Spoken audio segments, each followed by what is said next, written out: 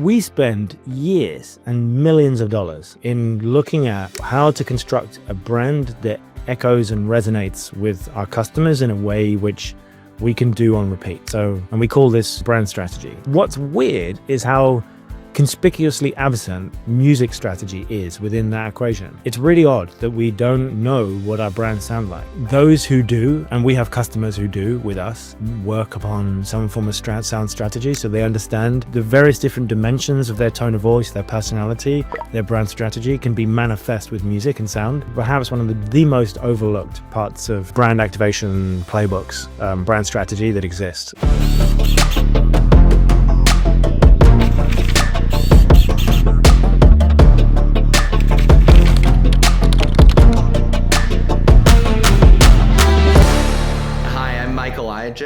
And I'm Steven Skeel. And this is In Focus. Today we have Rob Bullough, VP of Global Brand and Creative at Epidemic Sound. Thanks so much for joining us, Rob. Thanks so much for having me. I'm looking forward to speaking with you both.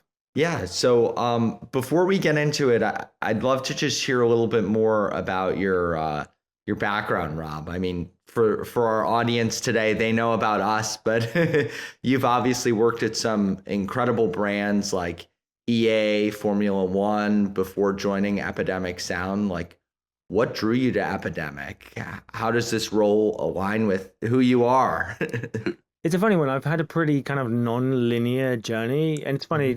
I can try and pretend that it was all a plan, but I'll be honest, it wasn't. You know, I left school and started working in record shops. You know, because I didn't really feel like I felt like too much of an idiot to go to university, and so I thought, no, I'm going to go and work in a record shop. That's what I want to do. And so from there, I just kind of always followed my passion, I suppose. That there was always a kind of a lean toward creative, and so I allowed that to kind of steer me, creative and music.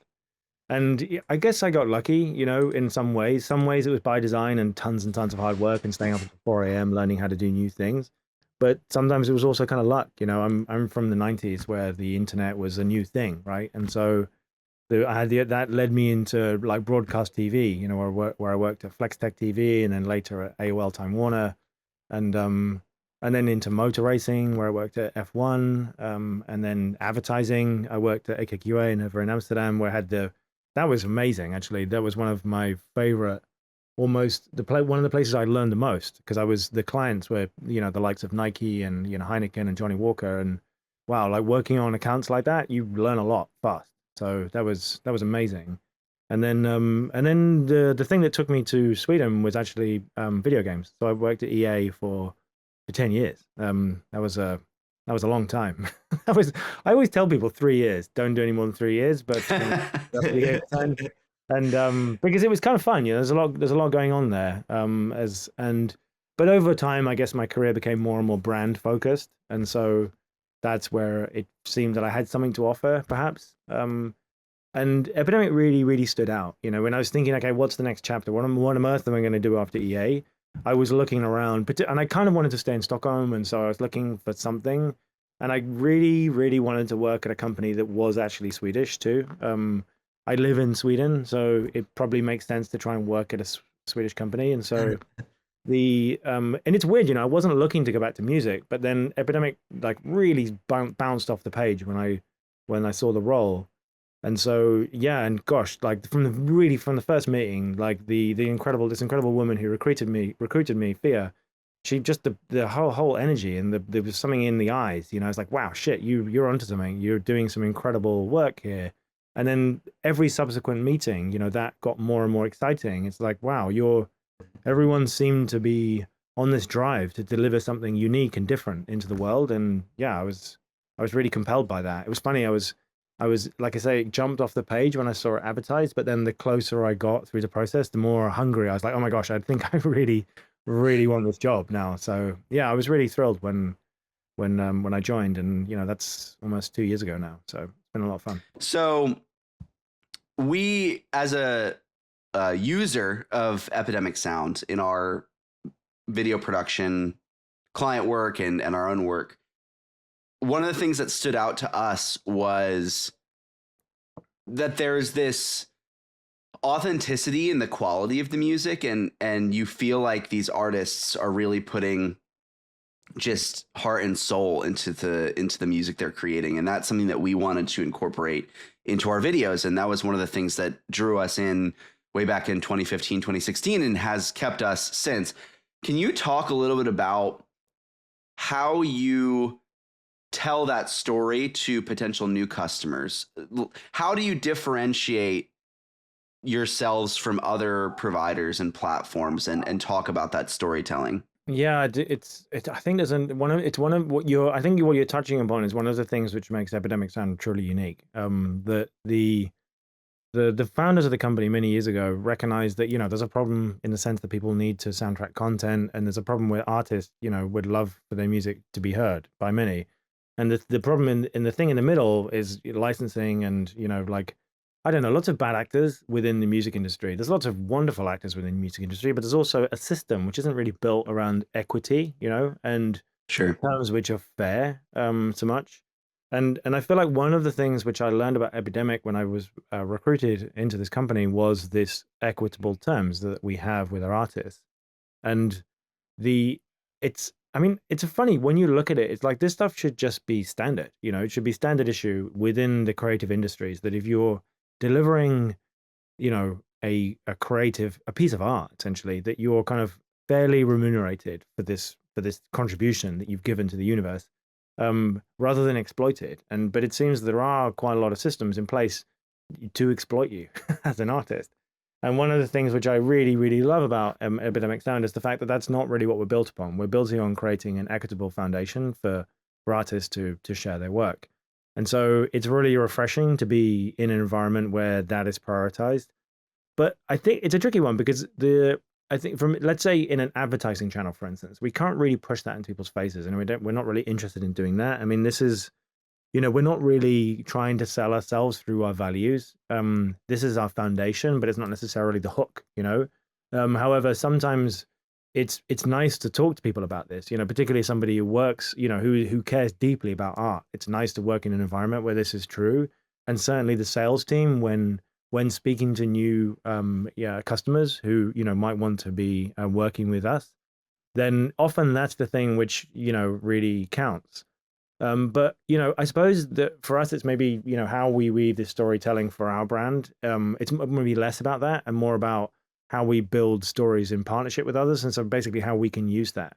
And so, to take an example, there's one of our customers is the Sidemen, who are this UK influencer collective. They're huge. But apparently less so outside UK. I could be incredibly wrong about that, but anyway, they're a big deal in the UK, and they're one of our customers. And so they recently used a piece of music by one of our artists, Katori Walker. Katori Walker is an incredible rapper and hip hop producer in his own right, and he makes this incredible music, which we have the joy of hosting, in our catalog.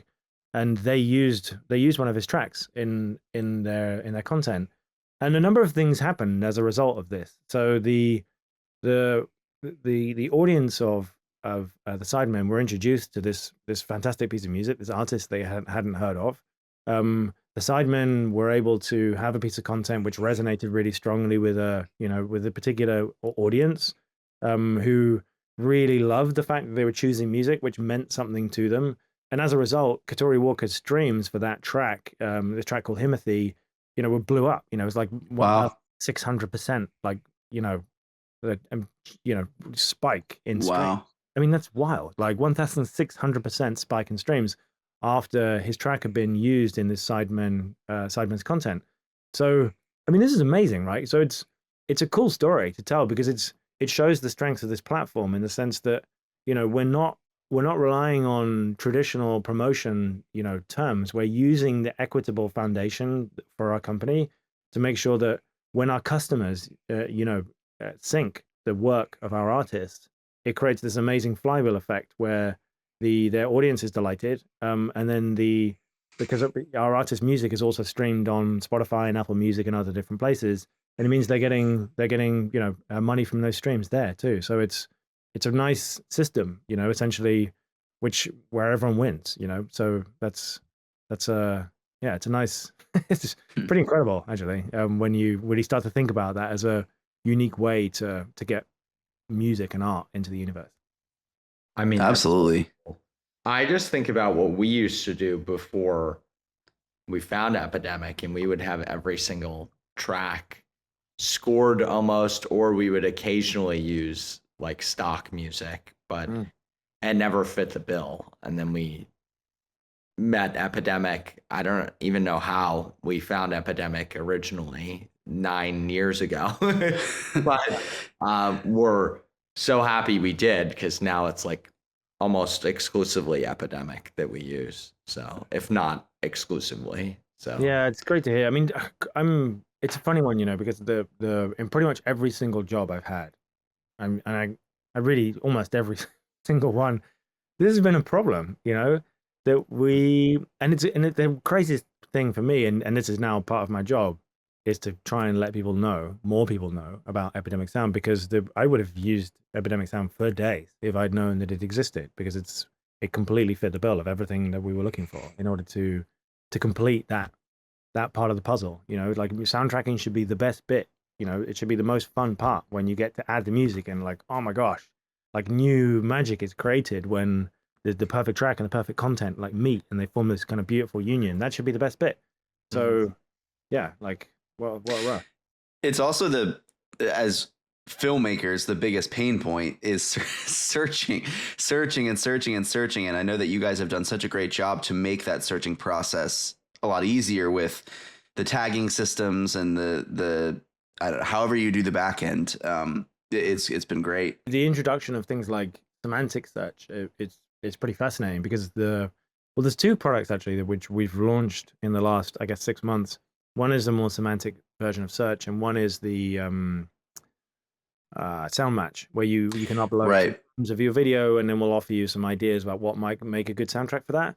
And it's pretty cool, because it's I'm a musician, right? And I don't know how to talk about music. I have no idea. Well, I say I'm a musician. I'm a fake musician. I make techno. I mean, that's like it's lots of things happening on repeat. But I don't have the terminology, and I don't really think many people do, to describe what they need. And so often they'll use things like genres, which aren't helpful. Like how do you let's say you have a bias for, I don't know, like UK drill, like that so you might start with that as a thing to look for, but that's the wrong way to search. You need a way to talk about your content more semantically, more elaborately, so that we can start to offer you better recommendations, because that's what we're in the business of doing, recommending you great music to use. So things like, I'm walking through the forest at midnight and I'm feeling a bit nostalgic. That's now a search term. You can use that on Epidemic Sound, and we can give you some music which meets that, And then if you give So us this, cool. we can make it even better. I mean, it's wild. That's Like, so cool. yeah, like how that works, I have no idea. But I don't know if and I don't know if our edit team is even aware of that or has tried that. Maybe they are. I will have to ask. But yeah, it's wild. It's wild. And again, yeah, it's things like this. There's all these little details, that in service of trying to make sure that you as a customer get, to great as quickly as possible and as delightfully as possible. Because sometimes actually you might want it to be 3 hours of searching, but it should be delightful always. Yeah. I wanted to hop back a little bit. You're talking about the foundation that Epidemic's built on, and you were also earlier referencing some of the other brands and the agency experience that you have. What is different about Epidemic Sound in terms of the marketing challenges, and what can you draw on from your previous marketing experience where you're like, oh man, we nailed this at the agency that I work for. I'd love to bring this to the table. I think that it's perhaps one of the biggest obstacles for us to overcome as a brand. I mean, awareness is something that we're always everyone wants more of that, right? But the there's a kind of a stigma, around production music, libraries of music, all these terminology terms that have been used since the days of CDs on shelves, where you'd I remember even when I worked at Time Warner, and this is back in the 90s, and we used to have racks and racks and racks of CDs filled with terrible music, and that's the library over there. We don't want to use that. That's so there's a kind of a perception problem, with the category. And so that's a thing that we need to work quite hard as marketers, and particularly within brand, to start to reshape the narrative, that actually just because you're used to this notion that music which doesn't come from a major label is not great. That doesn't have to be true. You know, there is actually this unicorn in Stockholm which is making, well, actually it's global. We're global, like, which is producing music which is fantastic. And it's some of it is designed to make your content work better. Some of it is listenable music too, and some of it's designed to make your content work better. But the point is all of this tremendously high standard. We give you stems. You know, we are actively creating technology to make it work better for your content. But like I say, I mean, some of our artists have got, like, you know, millions and millions of monthly listeners on streaming services. So it's like, yeah, this isn't library music, man. You know, this is the real stuff. So Yeah. that becomes the challenge, and it's challenging because advertising is not great for that, right? It's not advertising. You've got a very short period of time to tell someone a story, and telling somebody, hey, our music's better, you know, it's like, whatever, man. Like, I haven't got time for that. So we need to work quite hard to build a creative engine, essentially, which starts to change the shape of opinions about what we could be, you know, in people's, you know, hearts and minds and so forth. So that's probably the biggest challenge that we face. So it's so interesting. I mean, I think about a lot of musicians I know and a lot of really talented ones who aren't signed to major labels. I mean, most really talented musicians aren't. So, like you're saying, Mm. so Yeah, um, exactly. And that's yeah. the thing. It's like, and the major labels. I mean, the major labels are doing a great job at being major. So, you know, they fulfill a purpose. I think it's the music industry has traditionally, because it grew up around, you know, dissimilar. It was solving for different things. You know, it's solving for selling records, and so the notion that there's another way to distribute music, um, is, you know, it's a really it's such a it's so different from the way in which music distribution is traditionally done that it's quite hard, it's quite tricky for people to wrap their brains around it, even as a musician who's looking for a home for their art. You know, it's like, oh, really, I'm not sure I trust that. But those who do stick around, you know, our artists have who've they've been with us for years. You know, we our music team is, you know, profoundly good at, you know, attracting in really high quality talent, and, you know, and them sticking around and wanting to stay with us, you know, because it's just a different model. But it's, at first it's weird because it's just, you're not used to it. So interesting. So you not only have to attract customers for the platform, but then you also have to attract like music artists as recruitment. Like, what's the two different marketing channels look like for that? Do you do the same marketing for each one, or is it like completely different?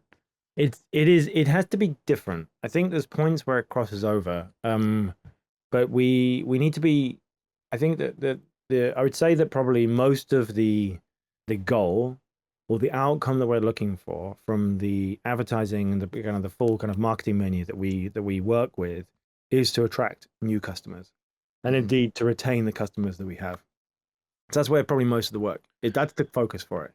Um, and I would say that maybe there's one of the positive things about what we've just been talking about, and to answer your question more discreetly, the the reality is that if we can position ourselves such that our customers understand that our music is at a premium, it is something you should care about. It's the type of music that you don't just use, you can also listen to it. And if Mhm. you're a creator, or an artist rather, you can also make it, you can contribute to it, you know. So we start to build this idea that actually this is a different type of music company, you know, which has this label style thing which lives within it, you know, which is, so as we try to educate our customers that that is true, then that message also reaches artists. And this becomes particularly profound with programs like The Bridge, you know, which we launched with Richie Horton earlier in the year, where we worked with him to mentor some of our artists. And, you know, Richie was really excited to come and work with the brand, and we had an amazing collaboration with him. And he was really thrilled to, you know, to work with us and to activate this campaign together. And his endorsement counts for a lot, you know. That's, so if you're an aspiring, you know, in Richie's case, it'd be an electronic music producer specifically within dance music, then here it's seeing that, you know, Richie is working with Epidemic Sound. It's like, oh, okay, that means something to me now. That's an endorsement, you know, that I'll take note of. You know, but it's nice because it meant for Richie, he got to mentor these musicians who were kind of at this place in their career where they could really benefit from his guidance and advice, and then our customers get to benefit that from that as a result because they get to use the tracks that have been made in collaboration with him. It's a nice system that benefits all. So we don't need to work too hard, I guess, is maybe the short answer to your question, because of the way in which it's set up. That's so cool. I would imagine social proof is one of the biggest factors for marketing. Like, I know when I'm watching filmmaking related YouTube channels or even just general marketing related YouTube channels, there's a good number of creators there that have sponsorships from Epidemic Sound or partnerships with them, and really genuinely endorse the product as well. I would imagine that's probably a key part of your strategy also. You mentioned this mentorship program, but what are other marketing channels or strategies that have been successful or that you are excited about? I think that anything which approaches the task of marketing which isn't just relying upon advertising as the sole kind of canon of communication, I'm excited by. To be frank, like one of the reasons why I left advertising, because I chose to, because because it was really fun. I mean, don't get me wrong, like it's one of the most amazing crafts, and I have tremendous amount of respect for people who make it. I mean, it really is. When I see a good ad, it still makes my heart warm. It's a sensational craft, and I have a lot of time for people in it.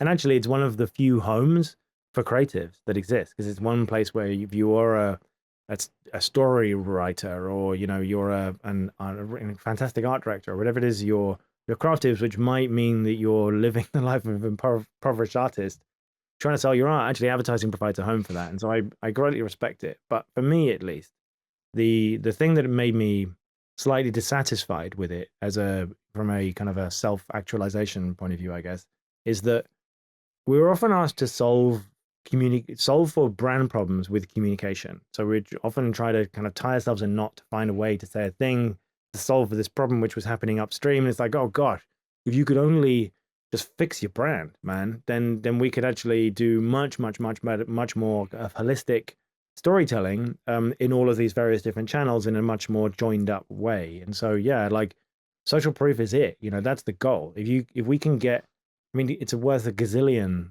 ads. Somebody saying to you, "Oh my gosh, have you heard about this company, Epidemic? They're great." It's worth so much. And so the CX team does some incredible work to keep that, I guess, the flywheel of retention alive, and making sure that our customers feel looked after, and that their needs are being met, and when they come with suggestions that we listen to them. That's super important. That kind of customer centric point of view, we think a lot about that. The equally creative partnerships, it's huge. I mean, and that's a kind of a two-way street too, because on the one hand, you could consider that a creative partnership deal is we're just buying them as a megaphone and saying, right, we want you to shout this message into the world, and hopefully somebody listens to it. And that has some effect, but actually there's a greater effect, particularly for a business like ours, which is selling our product to creators, to influencers, people who are making content every single day.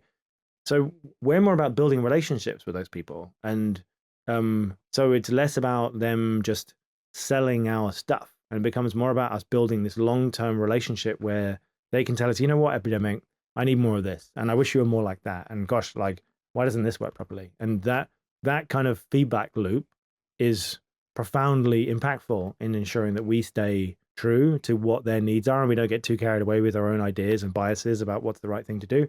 And then ultimately, that becomes part of the chorus, which is suggesting to you, if you're moving into this space, or you're looking for something which is shaped a bit like Epidemic, that you're going to find us. So that chorus is it's a really, really fun, like, mental exercise to think about, versus solely relying on the advertising channel, for instance.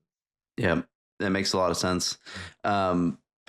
You were saying something earlier about marketers, especially agencies, having the challenge of essentially solving brand issues, and it's like you can't solve the brand issues. And I think it's, in our business, one of the things that we do is really vet the clients that we're working with. It's not us just trying to sell them to work with us. It's also us wanting to believe, at least to some extent, in what the brand is trying to do themselves so that we can be better storytellers for them. I think that that's really important. Yeah, yeah, I completely agree. I mean, it's if you don't believe in it, then people are going to see through it pretty quick. I mean, one of the things you were talking about at the beginning of this chat was about the kind of authenticity, the integrity that people can see through it instantly. And I do appreciate that, this chat about brands need to be more authentic is a bit kind of buzzy and like whatever, like in the last couple of years. But it's true though. I mean, let's not lie to each other because people are going to sniff it out like downstream when we try to say it. It's pretty clear. We need to feel good about something in order to authentically say, yeah, that's good. So yeah. I hear you. 100%. Yeah. I mean, podcast. What's more authentic than a podcast, right? So, Yeah. I have a question for you. So obviously, like the content industry outside of the music industry, like the content creation industry and like the film industry and the TV industry, they're all changing. Um, Epidemic, I feel like, was a little bit ahead of the curve in a lot of ways, but are there any ways that Epidemic has changed over the years to help maintain its reputation? Like, were you doing one thing before that you're not doing now, or were you doing something before that you are doing more of? Like, how has the brand changed? Hmm. Yeah, I think. Well, I mean, I can reflect upon what I know of and what I've seen, and I mean, because obviously I've been here for 2 years. There's folks who have been here since the beginning. I mean, really, like employee number two, I think is still here. It's pretty wild.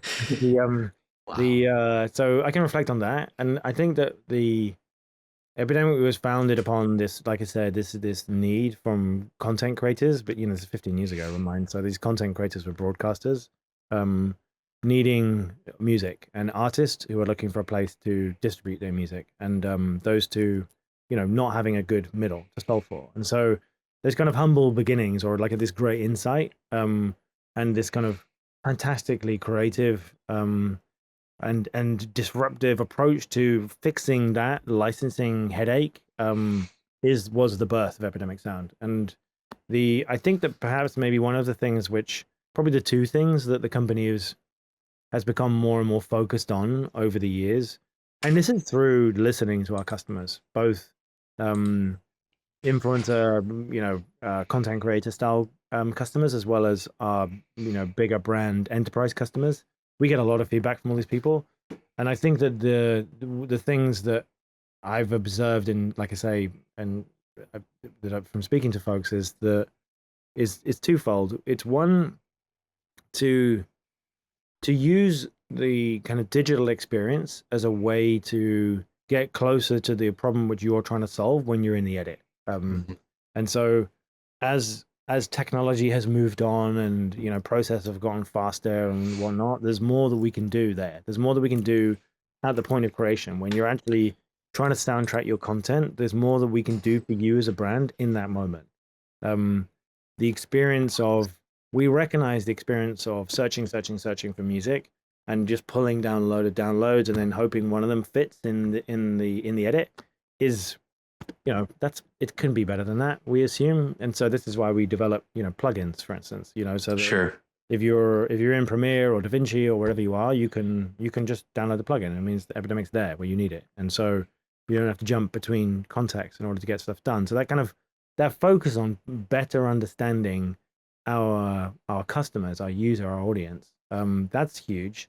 And there's a lot of really great initiatives being run by folks here where we bring creators in and we talk to them and we learn from them and they tell us about the struggles that they have. And because it's not just about soundtracking too, it's the whole gamut of making content work. We're interested in the whole thing and what inspires them to do it. What are they thinking about when they wake up in the morning? All of those, that the whole kind of creator experience is something which we're really fascinated by, and we want to make sure that we can be integral and useful within. So I suppose it's probably that, and also just a focus on, like, on ensuring that we are finding and developing the best musical talent that exists. That we can we can now recruit from, because of our licensing model. It means that the number of different places where we can actually A&R in is limited. But I think we now have cover about 8 or 9 countries, and so finding the most exciting talent within all of those places becomes an ever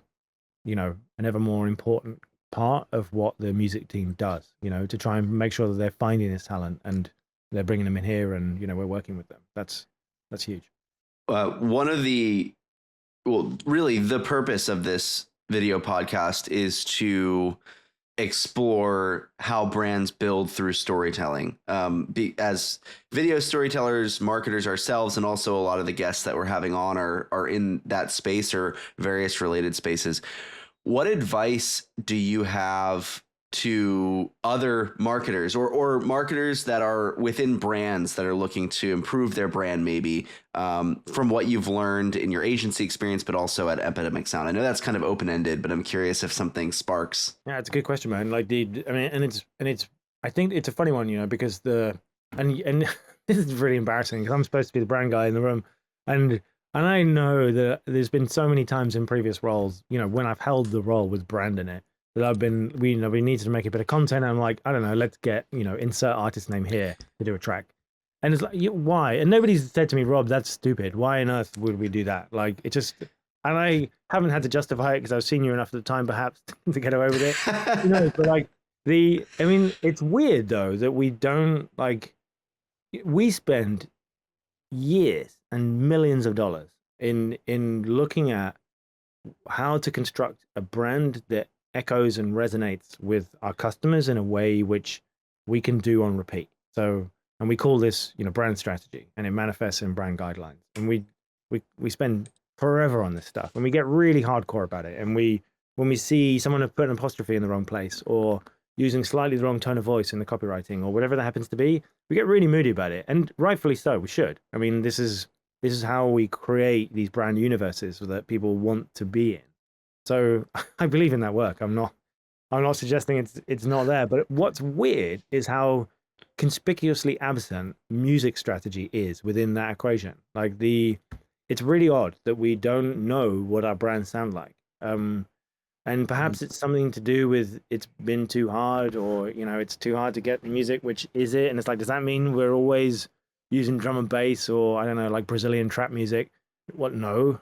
But it does mean that we could and should be thinking about a sound strategy for our brands. And that is those who do, and we have customers who do with us, work upon some form of sound strategy, so they understand when they want to feel sad, this is what that sounds like. When they want to feel more excited and celebratory, that's what this sounds like. And the various different dimensions of their tone of voice, their personality, their brand strategy can be manifest with music and sound.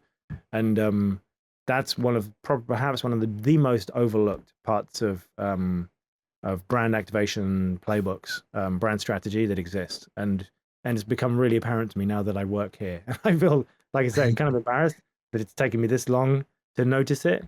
But I think that that's a real opportunity. And think about it, like, some people have already figured this out. If you think about your favorite shows, you know what they sound like. I mean, especially like Netflix intros or HBO intros alone. Like Westworld, I go back to that opening soundtrack, and I'm pretty sure that even when we were doing a piece of client work, we used the Westworld soundtrack.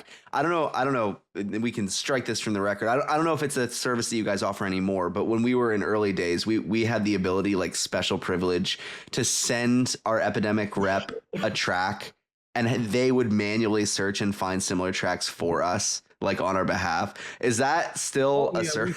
Yeah, we still do that. It's part of if you're an enterprise customer, then you get all of that. You get music. Got it. Okay. Yeah, I got it. Yeah, if you're like, you know what, this is the kind of mood I'm trying to get, we're like, cool, we got you. And then we'll go and do a bunch of research, and we'll create playlists. Sure.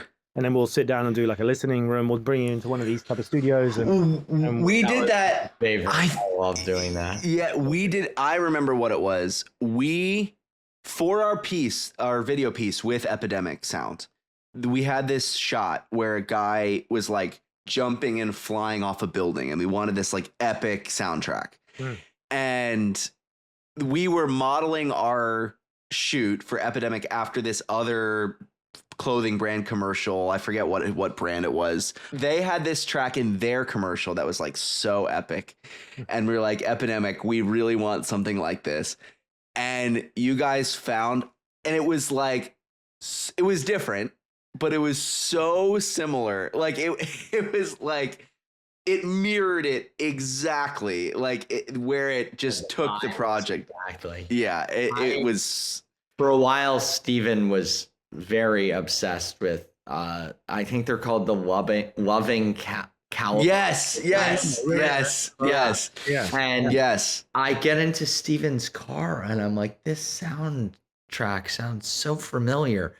Sounds like one of our projects. And I looked at it, he was listening to on my drive. the whole playlist on the drive. Amazing. That's so good. But that's what I'm saying. It's crazy. It's like, this is music. It's actually built for listening too. It's wild. It's like, sure. Yeah. Content, but you've built for listening. But I think one thing which you've just unearthed there, which is a really interesting part, like having a sound strategy is one thing as a brand, knowing what you sound like, knowing what your signature is, that's super important. But like, there's another thing we don't do enough as content creators or brands who are making content in order to talk about what we do, is we often, sound is the thing we come to at the end. We're like, okay, cool. We've got this kind of scratch soundtrack, which we've ripped off some YouTube video or whatever it is. And now we're like, we need to find it. And we would like to propose to all content creators, whether it be brand side or like YouTube or wherever you are, like, let's start with it. Like, if you can bring sound in to your process sooner and use that as something which kind of catalyzes and moves the thing forwards, then actually you get to joy way faster. You get to magic faster than leaving it to the last minute as the afterthought, which is when it gets really gnarly. Well, and that's actually for this podcast, the intro for this podcast. We want to do like this trailery style podcast intro with kind of collage animation. And we did exactly what you're describing. We went on Epidemic before we started any animation because I knew that the beat was going to be very critical to the timing of how the intro started. And so that's, I mean, usually Michael and I are not dealing directly with the music and creative. Our post team and things like that are working on it, our creative producers. But for this, I went into Epidemic myself because I wanted just to get the vibe right. And that's where we found a track and we actually pulled a whole stem out, like, because we didn't like a certain accent sound that was happening. And bam, that was the foundation for the whole brand identity of the podcast in a way, which is really cool. Love it. Super smart. You know what you're doing, Stephen. You've done this before. I didn't even know that. These are late nights. Intro, and I said that's fine with me. Late nights with Loving Caliber on in the backgrounds, browsing. So I know we're getting close to our end time here. How do you guys leverage video content yourselves? I know that you partner with a lot of creators, but and I think I've seen series in the past that you've done, like spotlights and things. But what's your strategy there? I mean, I suppose that the generally when we're making video, it's to talk about our brand. It's to and so I find that we generally don't make a huge amount of like long form content. I think we're sort of excited to maybe perhaps open the door to that next year. Like when we were talking about before, and you were asking about channels or ways in which we can, extend our marketing playbook, and we were talking about how we can, get past advertising and using other things to get social proof. I think the idea about creating long form content is something which we're pretty excited about to start to enter as a brand as we start to mature in terms of the way in which we go to market. One recent example is we did this amazing collaboration. I'm so proud of this work, like with this London, UK collective called Take My Photos. And they had this amazing idea to highlight the stories and creative journeys of these 4 UK Black creatives. And each one of them had just really kind of fascinating stuff to talk about in terms of what made their story unique, how they, the things that drove them, and, what kind of inspired them, and what brought that to life. And so what they wanted to do was they wanted to create an exhibition which told their stories, and a video Cool. exhibition. And so we were lucky enough to essentially be the soundtracking partner for that. And so the whole experience was brought to life in this wild, like, immersive AV space in the center of London called Alternet. And it's these enormous screens with this huge sound system. And so you get to go and stand inside this exhibition and just be filled with just this content, which is just absolutely everywhere. It's on the ceiling, it's on every wall. Whoa. They That's so cool. absolutely smashed it on the production. And yeah, and it was Epidemic's music. It was Epidemic sound was the sound. It was incredible. And I think that it's things like that, things where we have a natural place there that I want to try and find more opportunities to do. I don't like the idea when brands force themselves into a conversation, or they try to create content that they assume people will care about, that instead to join forces with others who have really interesting stories to tell, and use our unique ability to bring the sound in a way which otherwise would have left it lacking. That's the goal. Mm-hmm. And I guess finally wrapping up here, what is next for Epidemic? Like, what's next year's big thing? Oh, yeah. Well, I mean, some stuff I can't talk about. But I can. I think that I mentioned the Richie Horton collaboration that we did earlier in the year. That was amazing, and I'm a big fan of Richie, so that was fun. But we've got another one which has just been announced. They're about to work with Johnny Marr. He's the guitarist from the Smiths and a bit of a legend to many. Super cool. Oh wow, that's really cool. Yeah, I mean, he's such a nice guy. Like, Christ, I mean, the team went and did the first photo session with him, and just an amazingly collaborative human being. And so the mentees are going to have such a great time working with Johnny to work on their art. And so that will be coming out next year. That's really, really exciting. And then alongside that, it's kind of continuing to build on what we were talking about a second ago, in terms of, like, how can we make sure that we're solving for your problems in a really, really effective way. And so being where you are, not expecting you to travel to our website and then jump back into the edit and do that kind of dance between the two. Let's solve that for you. Let's build really effective plugins, where you are making your art, where you're building your content. And then I suppose it's about adaptation. So one thing we just dropped this year was the ability to say to a track, say, that's too long. I need it to be, my content is 30. I love this track, but it's too long. It's 3.5 minutes long. I need 30 seconds. And so now we've created a functionality that allows you to do that. You just tell it what length you need it to be and what section you really like, and we'll make it that length. Wow. Wow. Cool.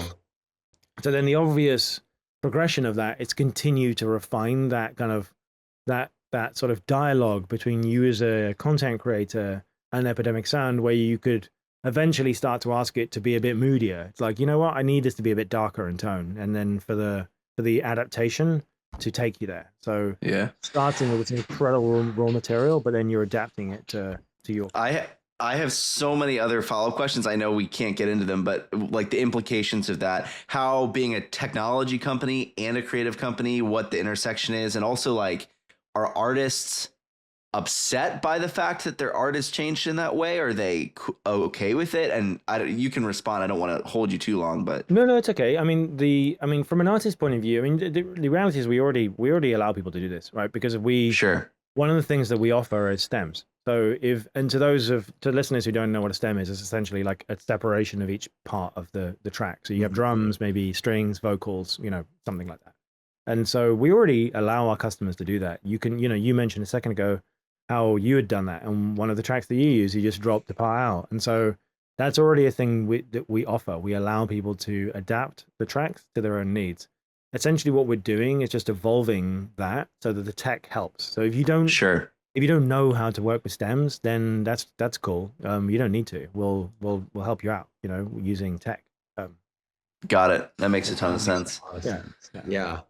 Yeah, thank you so much for joining us today, Rob. It's been a pleasure, really interesting conversation, and we look forward to continuing to use Epidemic for our music, so including this podcast.